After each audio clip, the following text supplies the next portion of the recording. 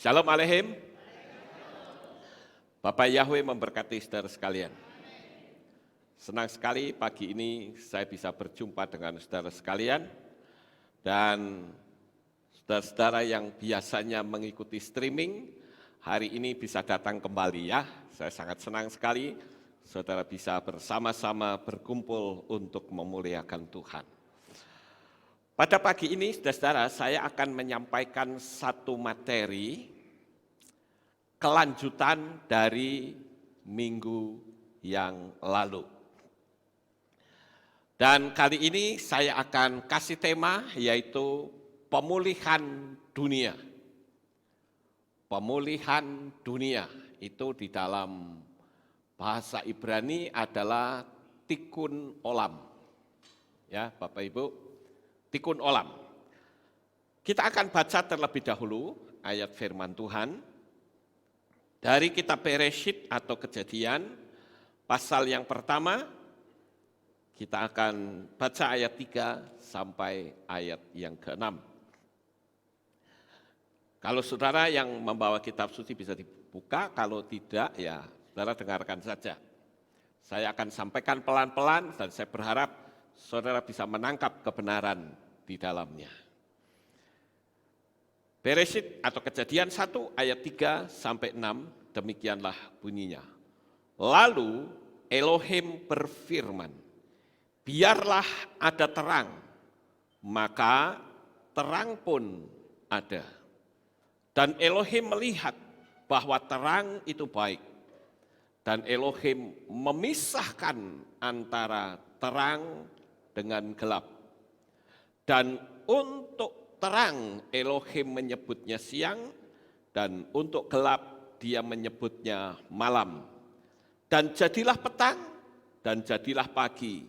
Itulah hari pertama.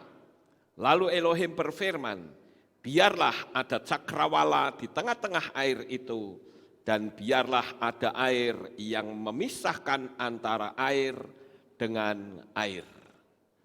Sampai di sini pembacaan kita.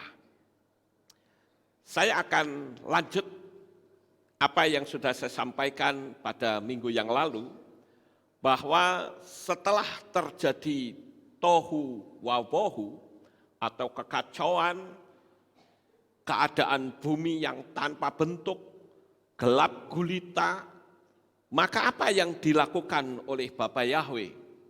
Dia berkata, Yehi or, atau jadilah terang. Ketika Bapa Yahweh berkata jadilah terang, itu saudara bisa lihat di ayat yang ketiga, maka yang tadinya itu berantakan mengalami pemulihan, saudara-saudara. Hanya dengan ucapan. Saudara masih ingat bukan ketika Nabi Yehezkiel berada di lembah yang berisi tulang-tulang yang kering. Apa yang Bapak Yahweh ajarkan kepada Yehezkiel? Yaitu menubuatkan. Jadi ketika Yehezkiel berada di lembah yang berisi tulang-tulang yang kering, Tuhan berbicara kepada Yehezkiel, hei Yehezkiel, kira-kira tulang-tulang ini bisa hidup lagi atau tidak? Yehezkiel bingung juga, saudara-saudara, kalau dia ngomong hidup, kok mustahil, mosok tulang sudah kering, sudah bertahun-tahun kok bisa hidup, bagaimana caranya? Secara hukum logika tidak masuk akal. Tapi kalau dia berkata enggak bisa, kok yang tanya Tuhan. Jadi Yehezkiel pinter, dia bilang, ya sudahlah terserah Tuhan saja. Kalau Tuhan mau bikin hidup ya hidup, mati ya mati. Jadi ya terserah saja. Akhirnya Bapak Ibu, Tuhan memberitahu kepada Yehezkiel, bernubuatlah kepada tulang-tulang yang sudah kering ini. Dan apa yang terjadi pada saat itu Yehezkiel bernubuat, bahwa tulang-tulang itu bisa hidup kembali. Ketika Yehezkiel sudah berbicara, tiba-tiba terjadi sesuatu yang dahsyat di luar jangkauan pemikiran manusia. Di lembah itu banyak sekali tulang-tulang yang kering. Karena apa? Itu bekas tempat peperangan, saudara-saudara. Jadi banyak sekali berserakan. Ada kepalanya di sini, ada kakinya di ujung sana, ada yang mungkin tangannya di sana.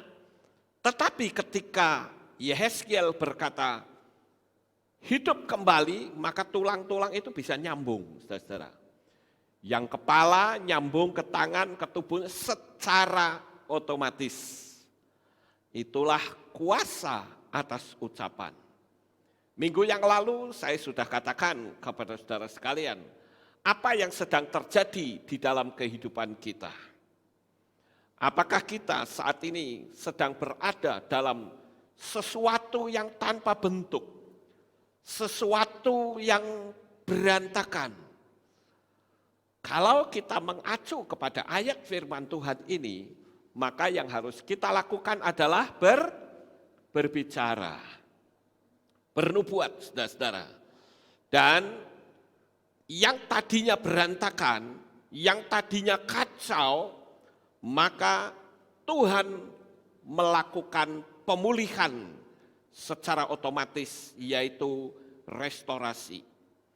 Di dalam bahasa Ibrani, kata pemulihan atau restorasi itu adalah tikun.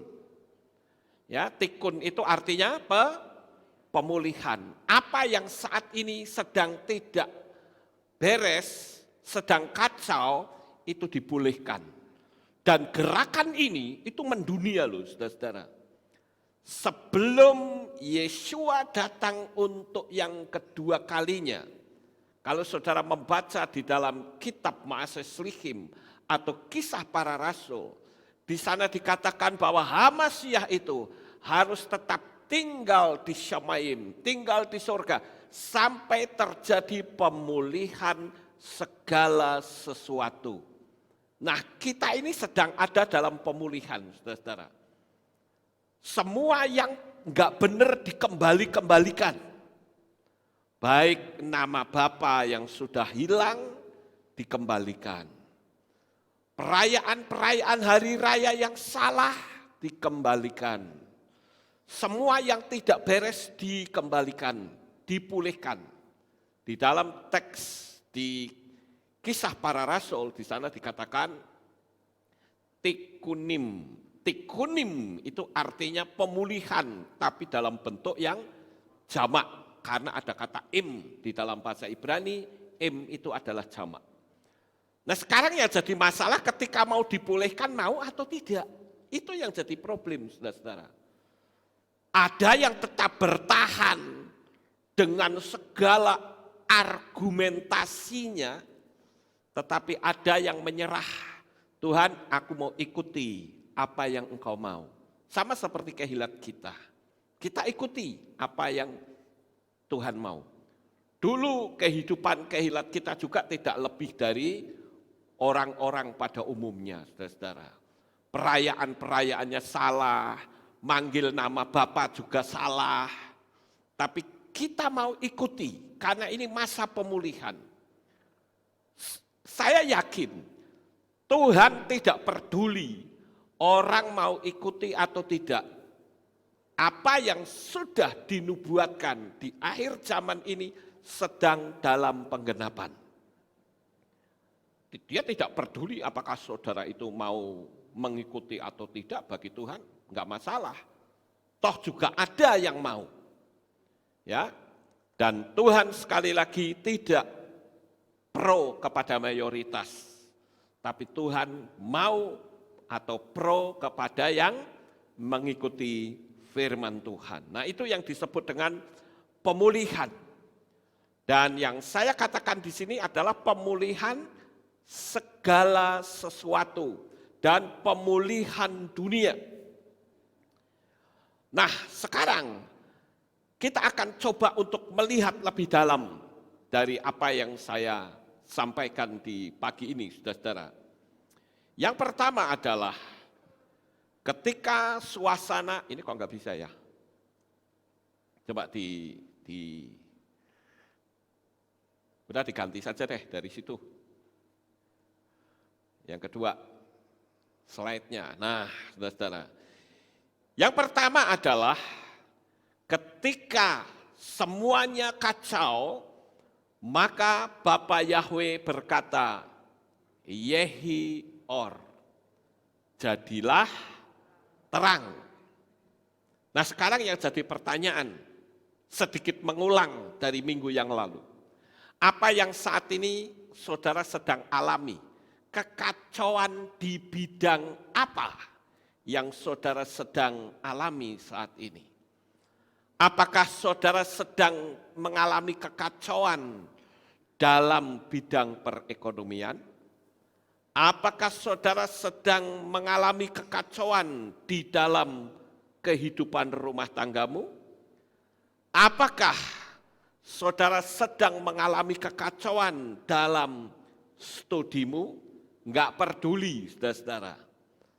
Atau mungkin saudara sedang kacau soal iman saudara, sedang bingung. Sama seperti keadaan dunia pada waktu itu tanpa bentuk. Ya, di dalam teks bahasa Inggris dikatakan without form, tanpa bentuk.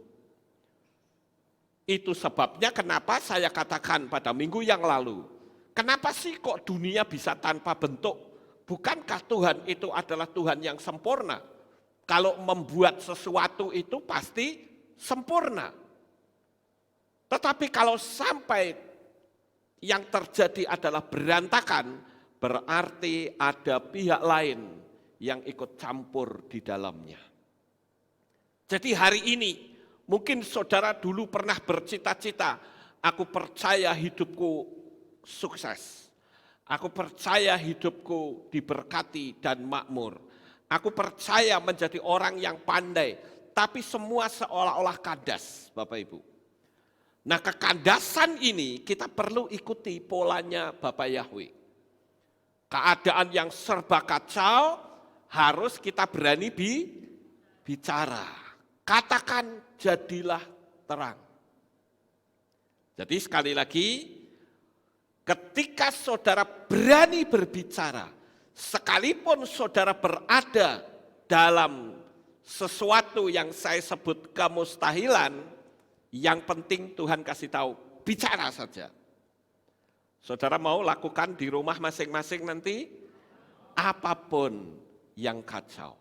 Dan saya katakan bahwa Tuhan itu tidak bisa dipengaruhi oleh situasi dan keadaan. Karena apa? Karena Bapa Yahweh itu maha kuasa. Kekuatannya tidak bisa diintervensi dengan cara apapun juga. Jadi Tuhan pagi ini mengajarkan di poin yang pertama ini, bicaralah. Ketika saudara berani berbicara, maka dari ucapan Bapa Yahweh mulai terjadi pemisahan, dipisah. Yang tadinya kacau, campur aduk menjadi satu, yang berantakan, alam semesta ini dipulihkan. Dunia ini pulih kembali, saudara-saudara. Maka disebut tikun olam. Sekarang kita melihat yang kedua. Nah, yang kedua, ini yang penting Bapak Ibu.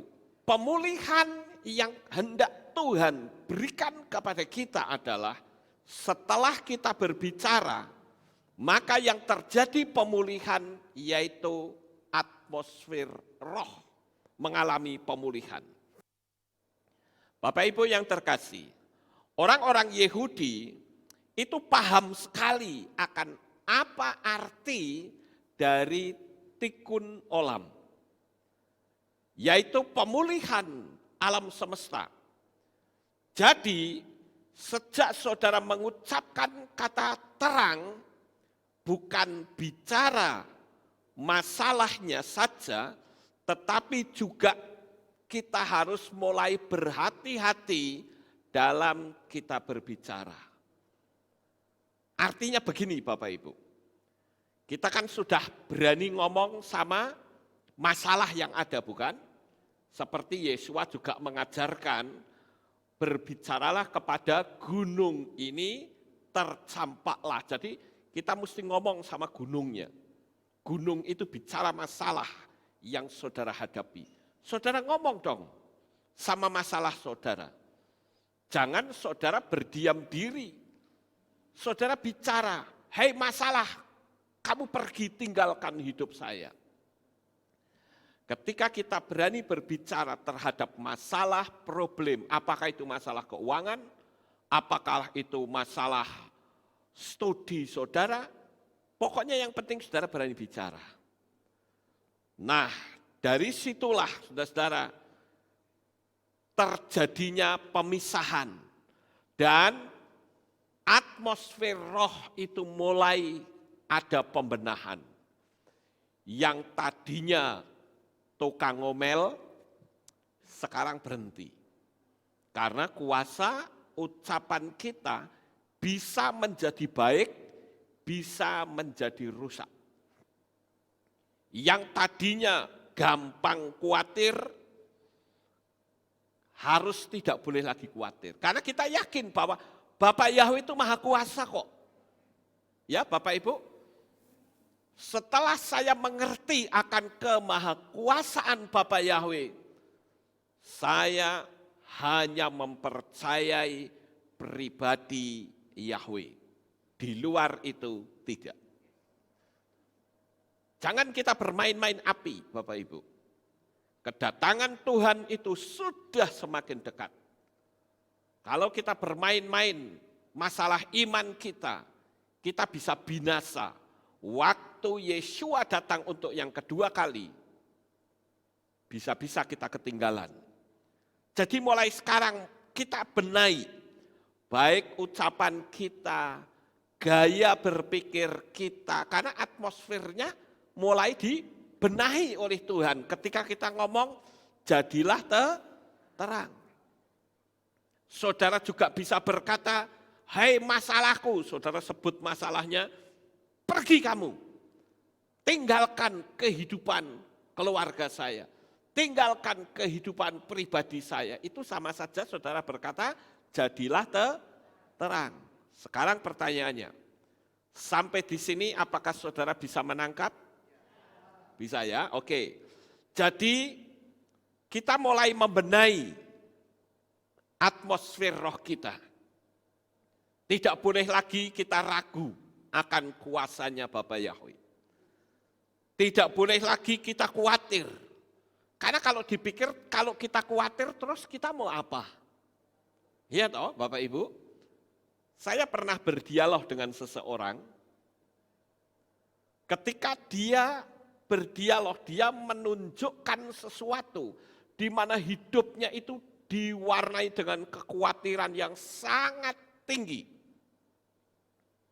Masalah apa kekhawatirannya? Masalah penyakit dari luar negeri itu, saudara-saudara. Ya, dia bilang, aduh Pak, bagaimana kondisi keadaan saya kalau seperti ini? Saya bilang, kamu sudah kena virus apa belum? Belum, lah kok bingung? Wong orang yang kena virus saja nggak perlu bingung kok, paling-paling mati saja kok bingung, saudara-saudara. Mati sekarang, mati besok, mati 10 tahun sama saja. Amin? Nggak perlu pusing. Sekarang kalau bingung, saudara mau apa coba ayo? Nggak bisa ngapa-ngapain toh? Jadi lebih baik kita yakini akan kebesaran kuasa Bapa Yahweh. Hilangkan kebingungan, kekhawatiran, nggak perlu, saudara-saudara. Itu justru akan bikin saudara bukan mati karena corona, tapi mati karena ketakutan. Saya harus bicara tegas, karena saya masih menemukan banyak orang yang ketakutan. Kita nggak perlu khawatir, nggak perlu takut, saudara-saudara. Maka saya buat sebuah pertanyaan, kalau kita khawatir, kita ragu, terus mau apa? Nggak bisa ngapa-ngapain toh? Nah, daripada nggak bisa ngapa-ngapain, ya lebih baik berpikir hal-hal yang positif. Berbicara hal-hal yang positif, apalagi kalau kita lihat step by step, maka kita temukan atmosfer roh itu sedang dibersihkan oleh Tuhan. Semuanya berubah.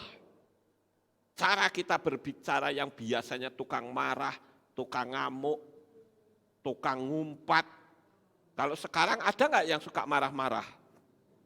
Ada nggak? Saya berharap nggak ada, apalagi mulut saudara ditutup semuanya.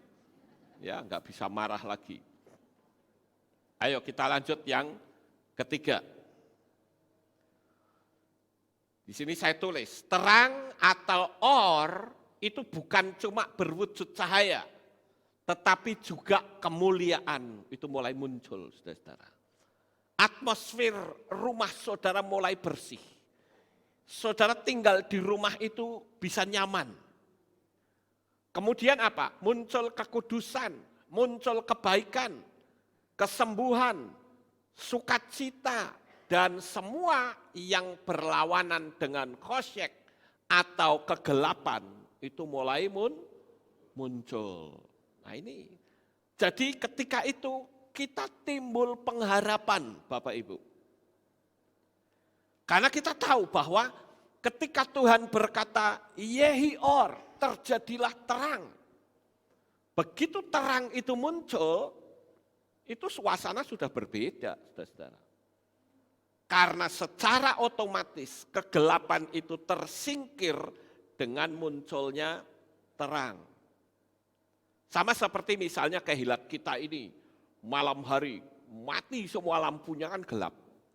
Tapi begitu ada cahaya lampu, ya sudah kegelapan akan tersingkir dengan sendirinya. Adanya pengharapan. Karena dengan kita punya pengharapan, kita bisa survive menjalani kehidupan di dunia ini. Sekarang yang keempat, saudara-saudara. Kita tentu tahu bahwa Bapa Yahweh itu tidak perlu menciptakan terang. Karena apa? Karena Dia adalah terang itu sendiri. Tinggal ngomong, itu sudah terjadi karena dirinya adalah sumber cahaya, sumber terang. Sekarang saya mau tanya, saudara percaya enggak kalau saudara itu dijadikan Tuhan serupa dan segambar dengan Dia? Percaya.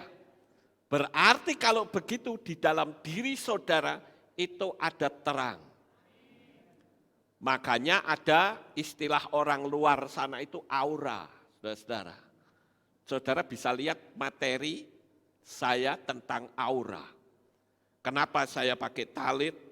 Karena kalau pakai talit itu auranya berbeda, saudara. Jadi kalau saudara yang punya talit sebaiknya dipakai. Aura inilah yang bisa membuat energi-energi kuasa-kuasa kegelapan itu tersingkir, Bapak Ibu. Ya, saya tidak bicara tentang talit, saudara bisa lihat sendiri di materi saya yang judulnya aura. Nah Bapak Ibu, kalau kita yakin bahwa kita juga punya sumber terang, maka kita pun bisa menjadikan suasana di rumah, suasana di kantor, suasana dimanapun kita berada, itu menjadi terang. Tapi yang sering kali saya lihat, banyak orang yang tidak bisa menciptakan terang, padahal di dalam dirinya ada terang. Mungkin saudara akan bertanya, orang yang tidak menciptakan terang yang model apa? Orang yang senang bertengkar. Tuh. Itu artinya orang tidak bisa menciptakan terang. Orang yang nyinyir sama orang lain, itu juga tidak bisa menciptakan terang. Ini orang-orang yang saya katakan manusia beracun, saudara-saudara. Dan itu bahaya banget. Kalau saudara berteman dengan manusia-manusia beracun, saudara tidak akan pernah bisa maju. Karena yang ada mulutnya itu kotor. Ngeritik tapi nggak ngasih jalan keluar. Itu kan jahat namanya, saudara. Kalau ngeritik ya kasih jalan keluar dong. Kalau seperti ini nggak boleh, ya harusnya begini. Karena nanti hasilnya seperti ini. Itu kritik yang baik, kritik yang membangun. Tapi kalau hanya mengkritik, apa kamu begini, tanpa kasih jalan keluar, itu bukan kritik, penghinaan. Dan kita sebagai anak-anak Bapak Yahweh tidak boleh terpengaruh dengan kata-kata yang beracun. Kitab suci kita menyebutnya sebagai lidah, apa saudara-saudara? Apa? Lason hara, saudara-saudara. Itu bahaya sekali loh. Apalagi di zaman akhir ini, kita harus betul-betul semakin membenahi hidup kita, mengingat kedatangan Tuhan sudah sedemikian dekat. Siapa yang akan mengira kondisi dunia sekarang berubah seperti diriset kembali? Nah, Bapak Ibu yang terkasih, yang diperlukan sekali lagi hanya berbicara seperti Bapak Yahweh agar termanifestasi.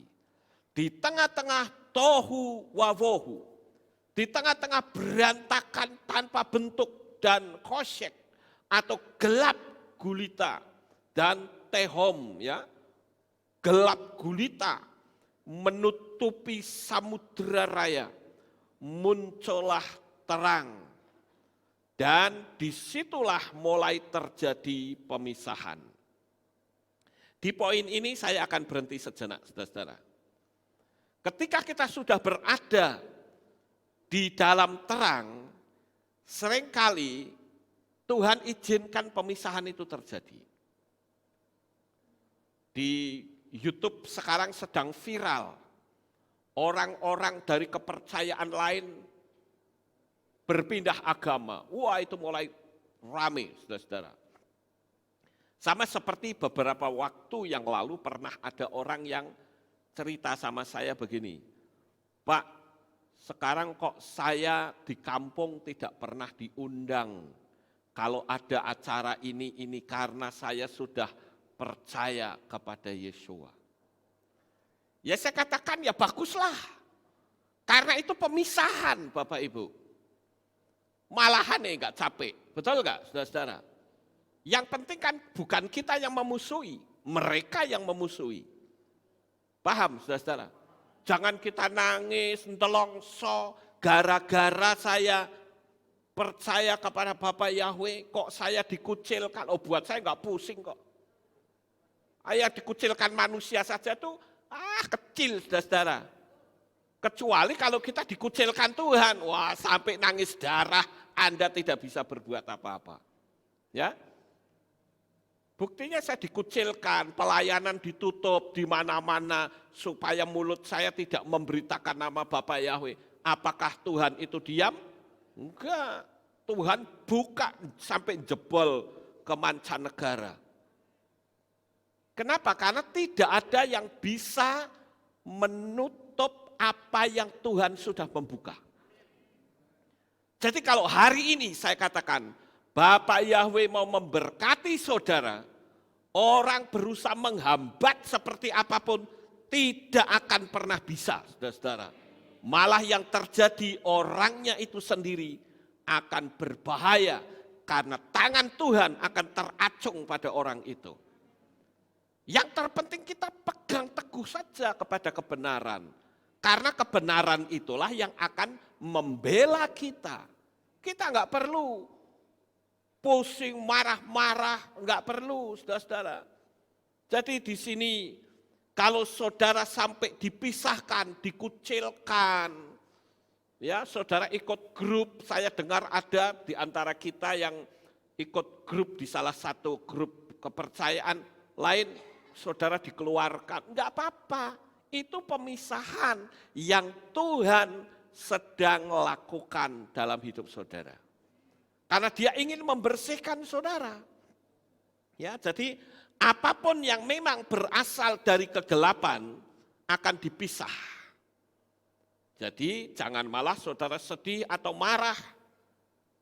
Sama seperti Tuhan, karena sejak terima Bapa Yahweh, maka disitulah terjadi tikun olam. Alam semesta berubah, alam roh saudara berubah, semuanya serba berubah. Terjadi pemulihan, jadi kita perlu bersyukur. Paham sampai di sini saudara? Enggak usah khawatir, pokoknya selama kita percaya kepada Bapa Yahweh, jaminannya itu 1000%. Dia tidak pernah membuat kita kecewa. Tetapi aneh juga ya, banyak orang yang mau dipisahkan Tuhan, ketakutan, balik lagi ke hidup yang lama. Itu cilaka banget saudara-saudara. Banyak loh teman-teman saya yang tadinya sudah menerima nama Bapa, panggil Yesua, bubar berantakan saudara-saudara. Karena ada yang diancam sinode, ada yang mau dipecat, wah ketakutan. Saya bilang ngapain takut sama manusia saudara-saudara. Kalau mau takut ya takut sama Tuhan. Sekarang kita lihat yang kelima. Tindakan Tuhan untuk tikun olam. Nah ini, tindakan Tuhan untuk tikun olam, yaitu apa? Hidup yang tanpa peraturan dan berantakan menjadi rapi. Ketika kita belum kenal yang namanya pengajaran atau Torah, yang ada kita hidupnya apa saudara? Ya semau gue, pokoknya aku mau melakukan ini, lakukan saja. Tetapi akhirnya munculnya Torah, kita bisa tahu, oh jadi kalau kayak gini tuh nggak boleh, kalau kayak gini nggak boleh. Jadi di poin yang 5, saudara-saudara saya katakan, tindakan Tuhan untuk tikun olam atau pemulihan alam semesta adalah apa? Pemisahan. Paham Bapak Ibu? Itu sebabnya saya katakan minggu lalu, bahwa bumi tanpa bentuk ini bisa saja karena dirusak oleh malaikat-malaikat yang jatuh, sehingga terjadi tohu wabohu, terjadi berantakan kacau balau. Bukankah hidup kita juga seperti itu dulunya? Sebelum kita terima Tuhan, hidup kita tanpa aturan, berantakan, sehingga akhirnya kita ngerti dengan Torah, kita bisa tahu, oh kalau ini salah, ini benar. Itu sebabnya Paulus berkata, dengan Torah kita mengenal dosa. Bukan Torahnya yang salah, tapi kitanya jadi paham karena ada Torah. Seperti misalnya, kalau saudara pergi ke sekolah, tanpa aturan, saudara mau pergi sekolah, mau pakai sarung kek, boleh saja. Mau pakai celana kolor kek, boleh saja. Wah nggak ada peraturan. Tapi begitu peraturan itu muncul, maka di situ diatur, saudara-saudara. Oh kalau sekolah itu nggak boleh pakai kolor, celana pendek koloran itu nggak boleh, ya toh. Harus pakai celana yang rapi, itu pun bajunya harus dimasukkan. Kalau sekolah ya diharapkan mandi dulu yang bersih, rambutnya gak boleh gondrong, macam-macam itu diatur. Sehingga dengan peraturan itu kita ngerti, oh ini salah, ini benar. Itu yang dikatakan oleh Rabi Shaul atau Rasul Paulus, bahwa dengan kita mengenal Torah, dengan adanya Torah kita mengenal dosa. Sebelum ada Torah kita kenal dosa enggak? Tidak, kita mau apa saja, karep-karepku kok. Paham Bapak Ibu? Tapi hal ini dipahami oleh orang yang tidak paham dengan berkata, tuh kan akibat Torah kita jadi kenal dosa. Sehingga yang disalahkan Torahnya. Salah, bukan begitu. Bapak Ibu yang terkasih, kita lihat yang berikutnya, yang keenam, ya, ini ada kata rakia. Rakia ya, ini saya salah nulis, ini harusnya kaf ya. Rakia itu adalah wadah yang darinya keluar kehidupan. Wadah tersebut terbuat dari air. Ini menurut pemahaman orang Yahudi, saudara-saudara.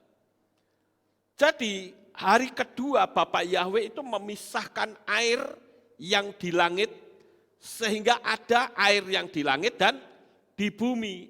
Itulah cakrawala yang tertulis di ayat 6 sampai ayat 8. Coba kita lihat ya. Ayat 6 sampai ayat yang ke-8 dikatakan. Lalu Elohim berfirman, biarlah ada cakrawala di tengah-tengah air itu, dan biarlah ada yang memisahkan antara air dengan air. Dan Elohim menjadikan cakrawala, dan ia itu memisahkan antara air yang di bawah cakrawala dengan air yang di atas cakrawala, jadilah demikian. Dan Elohim menyebut cakrawala itu langit, dan jadilah petang, dan jadilah pagi, itulah hari kedua. Jadi kalau saya boleh gambarkan, saudara-saudara, bumi itu tadinya berisi air melulu, lalu dipisahkan. Jadi air yang ada di atas dan air yang ada di bawah. Nah, yang di bawah inilah lautan, yang di atas tetap, yang dikenal dengan yang disebut di sini waters above the firmament, atau air yang berada di atas cakrawala. Ini yang ruang ini namanya cakrawala, saudara-saudara. Nah, cakrawala itu bahasa Ibrani adalah rakia, res, kof, ini salah saya nulis ya, bukan kaf tapi kof. Ya, ini keliru saya nulisnya. Res, kof, yod, ayin. Itu rakia, saudara-saudara. Dan kalau kita melihat di materi yang ini, saudara-saudara, maka kita menemukan sesuatu yang luar biasa. Karena kata rakia di dalam bahasa Ibrani yang secara harafiah itu berarti sebuah wadah yang darinya keluar kehidupan. Sekali lagi, sebuah wadah yang di dalamnya keluar kehidupan. Sama seperti air. Pada waktu Bapak Yahweh menjadikan bumi ini, menciptakan bumi itu hanya air melulu, saudara-saudara. Tapi begitu dipisahkan menjadi cakrawala, maka di cakrawala itu mulai ada kehidupan. Sampai di sini paham nggak, saudara-saudara? Ada burung-burung di udara dan sebagainya. Jadi sekali lagi, rakia itu bahasa Ibrani yang secara harafiah berarti sebuah wadah yang darinya keluar kehidupan. Wadah tersebut terbuat dari air. Nah, kehidupan yang baru itu selalu keluar dari rakia yang terbuat dari air. Contoh misalnya, seorang bayi, pada waktu bayi keluar dari kandungan ibu, berarti bayi itu keluar dari air. Betul nggak sih? Ibu-ibu yang sudah mengandung, kalau ada bayi di dalam perut itu bayinya kungkum nggak, saudara-saudara? Kungkum ya, tenggelam ya di dalam air ya. Air apa itu? Air ketuban. Itu kan kungkum bayinya, saudara-saudara. Begitu dia lahir, keluar dari air, bukan? Nah, itulah maksud dari kata rakia itu, saudara-saudara. Jadi sebelumnya dia berada di dalam air. Waktu keluar dari rahim, maka di situ disebut sebagai hidup baru. Amin. Hidup di dunia ini. Ya, kemudian kita lihat saat bumi penuh dengan kejahatan, Tuhan juga menenggelamkan semua manusia. Sehingga yang hidup pada saat itu hanya keluarga Noah, saudara-saudara. Dan apa yang terjadi? Keluarga Noah inilah yang menjadi bibit dari kehidupan yang baru. Noah itu huruf depannya adalah Nun. Nun itu simbolnya kecambah, Bapak Ibu. Itu merupakan benih awal. Ya, jadi benih manusia itu diriset kembali, diulang kembali melalui bumi yang ditenggelamkan, Bapak Ibu. Nah ini loh yang dimaksud rakia. Makanya kalau kita memahami dari pola Ibrani, kita akan bisa melihat keindahan di situ. Sama seperti bumi, ketika dia sudah mulai dipisahkan antara air dengan air, terjadi cakrawala dan di situ ada kehidupan. Ada burung-burung di udara, macam-macam, saudara ya. Begitu juga Noah. Noah itu adalah merupakan awal dari kehidupan yang baru. Buminya ditenggelamkan, diriset ulang. Habisin manusia-manusia berdosa. Kemudian kita masih berbicara tentang masalah air.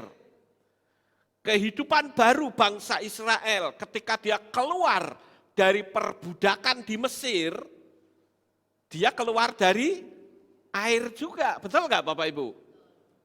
Air mana coba? Lautan Kolsom. Dia harus melewati lautan Kolsom dulu, saudara-saudara. Dari ketika dia melewati lautan Kolsom dari Mesir, itulah kehidupan yang baru, saudara-saudara. Jadi kehidupan itu selalu keluar dari air. Bangsa Israel pada waktu dia keluar dari air, dari lautan Kolsom, maka tentara-tentara Firaun berusaha untuk ikut-ikutan. Ya enggak bisa, saudara-saudara. Akhirnya mereka mati semua. Jadi kalau kita melihat bagaimana kehidupan baru bangsa Israel itu dimulai ketika dia keluar dari lautan Kolsom. Harusnya, ini menurut saya loh, harusnya ketika dia sudah dikeluarkan, sudah dipisahkan antara Mesir dengan Israel, mereka mulutnya harus bersih, harusnya saudara-saudara. Tapi yang terjadi apa? Mereka bersungut-sungut, marah-marah, ngamuk-ngamuk, ya, ngomel, sehingga nggak sampai-sampai ke Kanaan. Sama seperti kita, kalau kita sudah dipisah, ya sudah kita harus mulai menjalani kehidupan yang baru. Pemisahan kita mulainya dari mana coba? Daripada saat kita dibaptis pembaharuan. Yesua juga begitu Bapak Ibu. Dia mulai melaksanakan tugasnya sebagai Mesias ketika dia dibaptis. Begitu Yesua keluar dari air, itulah jabatan dia sebagai Mesias mulai disandang. Selalu kehidupan baru itu keluar dari air. Rakia adalah wadah atau tempat di mana munculnya kehidupan baru. Saudara mendapatkan kehidupan baru juga harus keluar dari baptisan pembaharuan. Kenapa saya katakan masalah baptis itu penting karena menyangkut dunia alam supranatural. Ada enggak di sini yang belum baptis pembaharuan? Anda miliknya siapa? Ini. Kenapa saya bertanggung jawab untuk saya mengulang-ulang ini kembali? Karena saya sayang dengan saudara. Jangan sampai saudara yang sudah memanggil nama Bapa, tetapi pada waktu saudara berada di kursi pengadilan Tuhan, ternyata nama lama yang dipakai untuk memeterai kita, menuntut ketika kita berkata, Tuhan, aku sudah terima engkau. Malaikat bilang, namamu enggak ada loh di sini. Tapi aku pengagung Bapa Yahweh.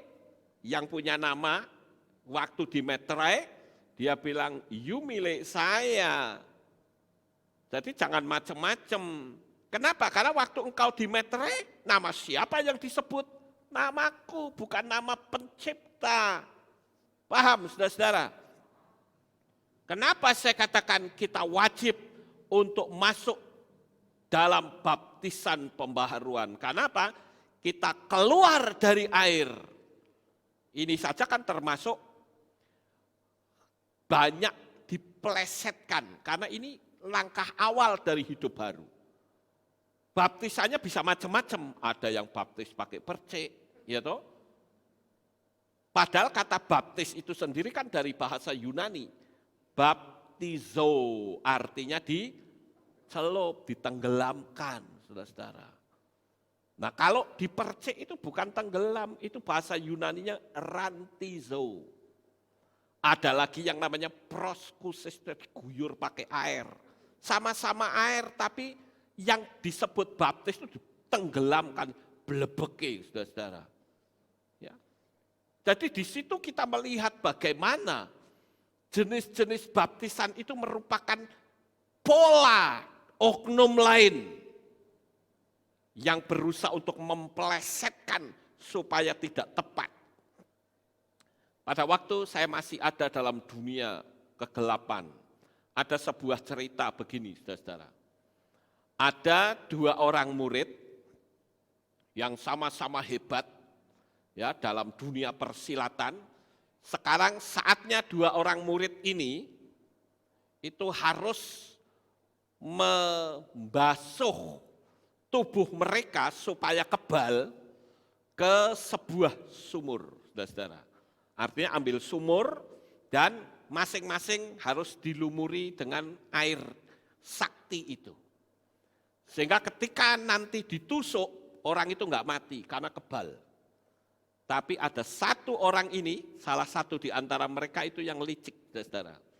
Dia berpikir, kalau saya lumuri dia sepenuhnya dengan air sakti ini, kalau saya berantem sama dia, saya kalah, wah bahaya saya. Oleh karena itu saya akan kasih lubang sedikit di belakang. Enggak akan saya lumurin. Kalau nanti dia urusan berantem sama saya bisa bunuh orang ini. Karena ada titik lemah yang tidak kena air, saudara-saudara. Paham enggak sampai di sini?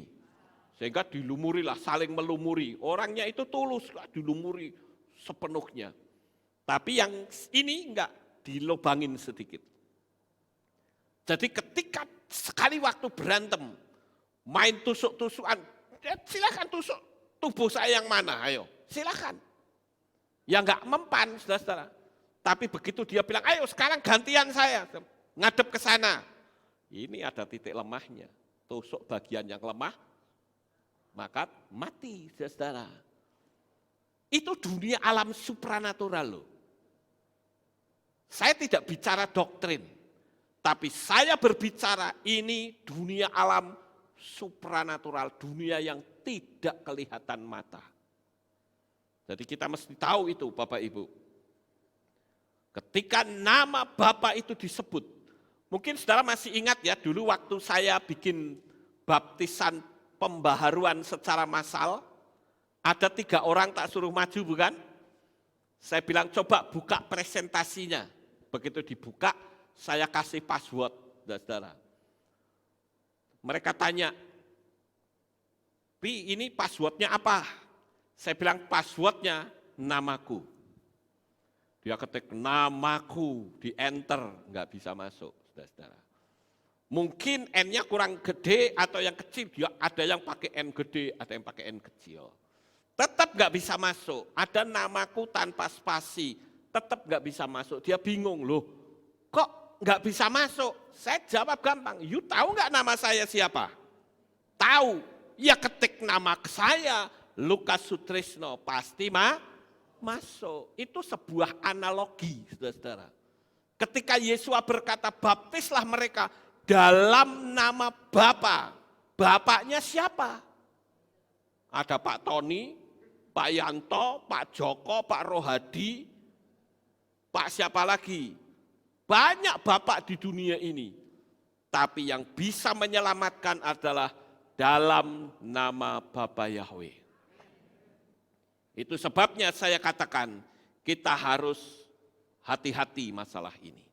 Yesua memberikan warning kepada kita di dalam kitab Yohanan atau Yohanes pasal 3 ayat 5. Perhatikan, saya akan bacakan untuk saudara. Yesua menjawab, sesungguh-sungguhnya aku berkata kepadamu. Nek dibahasa ke Jawa kira-kira sak temen-temene aku ngomong karo kowe. Iya toh, saudara-saudara? Sak temen-temene, nek sesungguh-sungguhnya. Kalau sesungguh-sungguhnya itu sungguh atau tidak? Sungguh. Kalau Yesua yang ngomong tuh gak main-main. Sesungguh-sungguhnya. Aku berkata kepadamu, jika seseorang tidak dilahirkan dari air dan roh, dia tidak dapat masuk ke dalam kerajaan Elohim. Perhatikan kata lahir dari air. Jadi kalau lahir dari air sebelumnya di mana? Ya di dalam air. Betul nggak saudara-saudara? Ini cocok persis seperti kata rakia. Dari rakia itulah muncul kehidupan. Dari air itu start awal keselamatan saudara dapatkan. Makanya saya katakan lahir dari air, ya berarti sebelumnya di dalam air. Jadi saudara-saudara, di sini kita melihat bahwa pemisahan yang pertama atau level pertama dalam pemisahan yaitu apa? Alam roh atau spiritualnya terlebih dahulu dipisahkan. Kemudian masuk ke level yang kedua, yaitu pemisahan secara fisik, langit dan bumi. Mulai ada terpisah, saudara. Itu secara universal. Adam dan Hawa itu dipisah, laki-laki dan perempuan. Makanya kalau kita atau saya berharap tidak ada yang seperti itu ya. Kalau ada yang istilah lady boy, tahu lady boy, saudara? Tahu nggak lady boy? Opo? Bencong, ya lady boy, manusia ACDC. Ya. Itu tidak boleh karena itu masih tohu wa bohu, saudara. Itu masih campur itu antara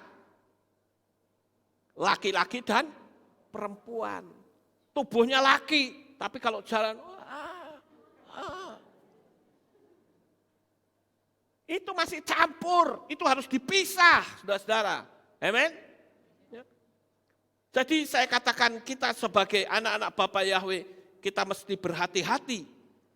Yesua mengatakan sesungguh-sungguhnya, itu berarti nemen sak bener-benere. Hati-hati loh, kalau Yesua sudah ngomong sesungguh-sungguhnya, itu enggak main-main berarti. Maka saya anjurkan bagi saudara yang belum baptis pembaharuan, siapapun saudara, dimanapun saudara berada, carilah seorang gembala yang sudah memanggil nama Bapa dan gembala itu pun sudah dibaptis, minta saudara baptis mereka. Agar meterai kepemilikannya itu benar, saudara-saudara. Atau kalau saudara mau datang ke Magelang, silahkan datang saja. Saya bisa membaptis 1 orang, saudara-saudara. Tidak perlu tak kumpulin dulu seperti banyak orang. Kalau membaptis dikumpulin minimal 10 orang dulu, baru mau pendetanya baptis. Saya 1 orang, mau jam 1 pagi pun saya mau, saudara-saudara. Karena itu menyangkut keselamatan bagi saudara. Ya, makanya saya katakan hati-hati. Lahir dari air berarti sebelumnya di dalam air.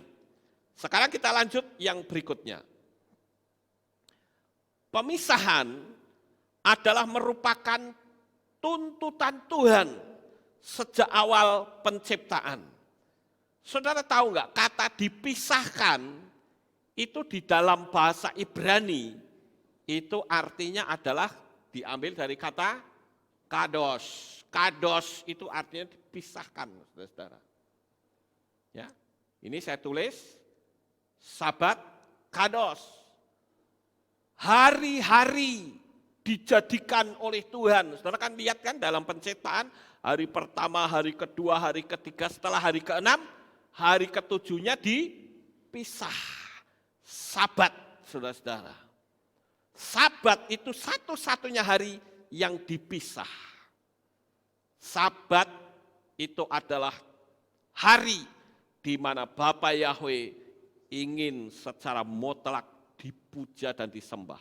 Walaupun saya katakan Anda mau ibadah hari Minggu juga enggak masalah. Ibadah hari Senin juga enggak masalah. Ibadah hari Selasa, Rebo juga enggak masalah. Kenapa? Karena murid-murid Yesua juga ibadahnya tiap-tiap hari. Tapi sabatnya tidak boleh dihapus. Ini yang penting, saudara-saudara. Tetapi yang kita lihat dalam dunia kekristenan menghapus sabat, saudara-saudara. Padahal di kitab suci jelas ada di situ. Ya. Jadi sekali lagi pemisahan itu merupakan tuntunan atau tuntutan dari Tuhan, tuntutan Tuhan sejak awal penciptakan. Ya. Dipisahkan, sekali lagi kata dipisahkan dalam bahasa Ibrani itu ditulis dengan kados. Dipisahkan untuk tujuan apa? Untuk tujuan yang mulia.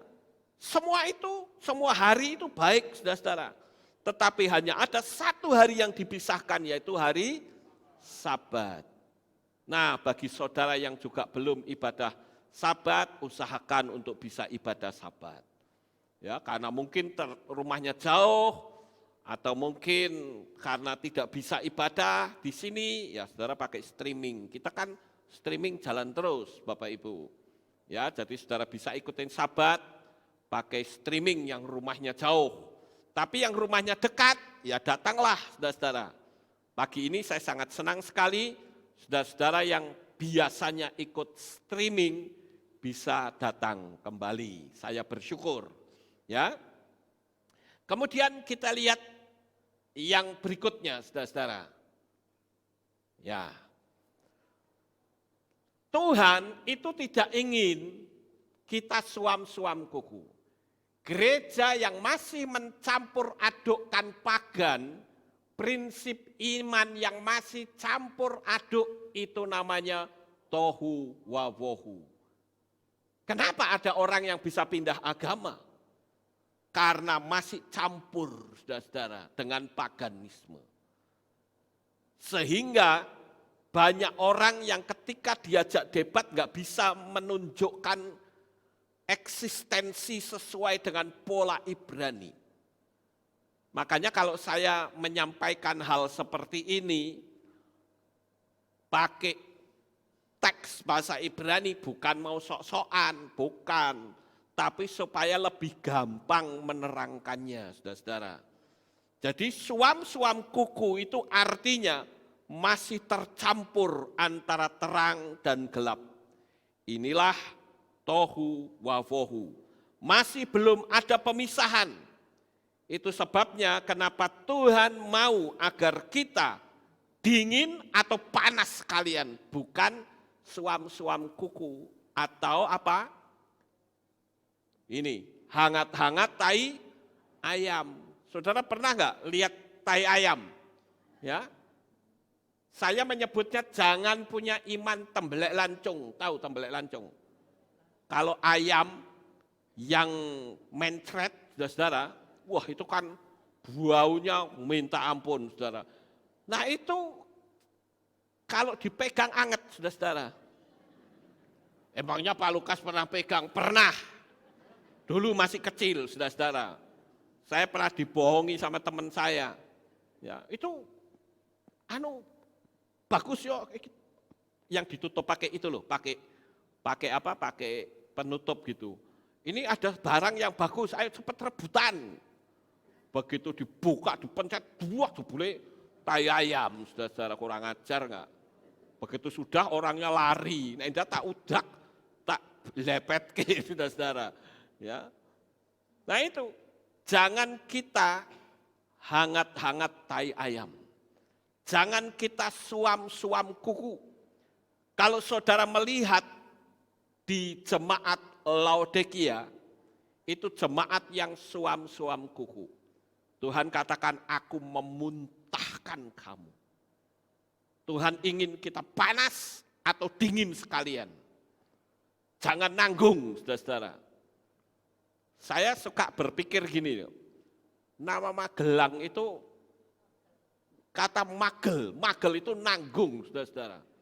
Makanya jangan kita nanggung, sekalipun kita tinggalnya di kota Magel, saudara-saudara. Makanya Magelang, nek magel ya mesti hilang, saudara-saudara. Ya. Jadi jangan kita magel, nanggung iman kita, jangan. Gereja-gereja yang masih mencampur adukkan hari raya yang kudus, yang ditetapkan oleh Bapa Yahweh dengan paganisme, itulah tohu wawohu. Nama sesembahan yang masih dicampur aduk dengan nama yang lama, itu juga tohu wawohu. Jadi harus diadakan pemisahan, saudara-saudara. Karena dengan kita terpisah, maka teologi kita akan kuat karena berasal dari pola Ibrani yang tidak bisa digoyahkan dengan cara apapun. Paham Bapak Ibu? Jadi hari ini saya sudah menyampaikan hal ini kepada Bapak Ibu Saudara sekalian. Tinggal kita praktek dan saya percaya, sekali lagi, saya percaya Bapak Yahweh pasti memberkati hidup saudara. Sukses besar untuk saudara, Bapak Yahweh memberkati. Haleluya. Kita tunduk kepala dan kita akan berdoa. Kami mengucapkan terima kasih dan syukur kepadamu ya Bapak Yahweh. Di pagi yang indah ini kami bisa bersama-sama mendengarkan renungan firman-Mu. Biarlah apa yang kami renungkan, kami boleh tanamkan di dalam hati kami. Tuhan menghendaki kami tidak tercampur dengan kehidupan yang lama. Terima kasih ya Tuhan, inilah doa syukur yang kami naikkan kepadamu. Di dalam nama Adonai Yeshua HaMashiach, kami sudah berdoa. Semua berkata, amin, haleluya. Ada pengumuman? Tidak ada. Tidak ada pengumuman, kita akan akhiri kebaktian kita pada pagi hari ini. Sekali lagi diharapkan saudara nanti keluarnya jangan untel-untelan. Ya, mari kita bangkit berdiri, kita akan tutup di dalam doa. Terima kasih ya Bapak Yahweh, selesai sudah ibadah kami. Dari awal, pertengahan, sampai pada akhirnya. Sebentar lagi umat-umat-Mu akan kembali pulang ke rumah mereka masing-masing. Kami mohon perlindungan dan tuntunan Tuhan. Sehingga mereka sampai di rumah dengan selamat. Pertemukan kembali pada jam-jam ibadah mendatang di dalam ikatan tali kasih-Mu. Terima kasih ya Tuhan, inilah doa syukur yang kami naikkan kepadamu. Di dalam nama Adonai Yeshua HaMashiach, kami sudah berdoa. Mari kita angkat tangan kita dan kita akan menerima berkat Kohanim. Haleluya. Yevarechecha Yahweh wa yismerecha.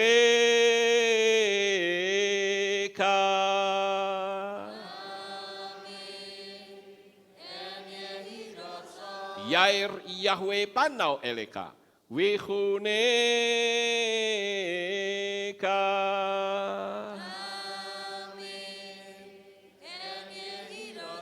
Yesa Yahweh panau eleka. Wayashem lecha shalom.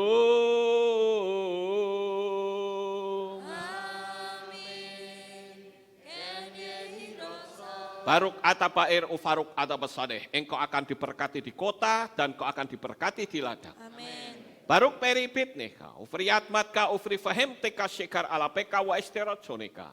Diberkatilah buah kandunganmu, diberkati hasil bumimu, diberkati hasil ternakmu, anak-anak lembumu dan anak-anak dombamu. Amin. Baruk tan akau misyarteka, diberkatilah bakulmu dan tempat adonanmu. Amin. Baruk ata boboy kau, faruk ata betseteha, dan kau akan diberkati pada waktu kau masuk, dan kau akan diberkati pada waktu kau keluar. Amin. Baruk ata Yahweh Eloheinu melek haolam, Shem Yeshua Hamasya Ruach HaKodesh kile olam faed. Kami sudah berdoa dan mengucap syukur. Haleluya.